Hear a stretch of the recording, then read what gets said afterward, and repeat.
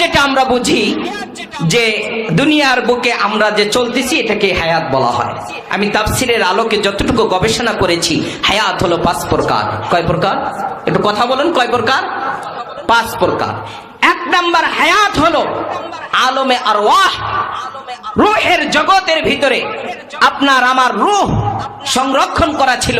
আল্লাহ রাব্বুল আলামিন প্রশ্ন করেছেন যে আমি কি তোমাদের রব? সকল মিলে বলেছিলাম কলু বালা।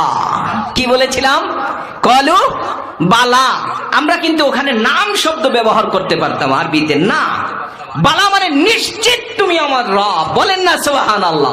ফেরেশতাদেরকে সাক্ষী করে আল্লাহ বলেন, এটা সাক্ষী থেকো, একদিন আমি এটা ধরবো।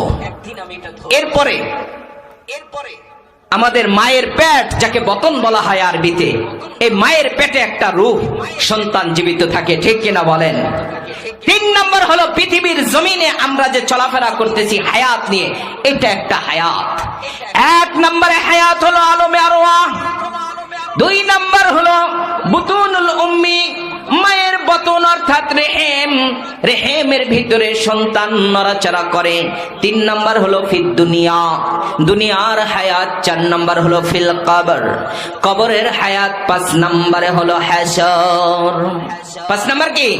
হাসর। 5টা হায়াত। মায়ের পেট থেকে যখন বের হই, বের হওয়ার পর যে হায়াত আমরা গ্রহণ করি দুনিয়ার হায়াত বলা হয়। দুনিয়ার হায়াতের ছোট্ট একটি সংজ্ঞা দেই, শ্বাস যদি ভিতরে ঢোকে, বের যদি না হয়, তার নাম হলো ডেড বডি, ঠিক কিনা বলেন? আবার যদি বের হয়েছে ভিতরে যায় নাই, তার নামও ডেড বডি, মানে হলো মৃত্যু। ম্যান ইজ মর্টাল, মানুষ মরণশীল, মানুষ মরণশীল। আপনি মৃত্যু।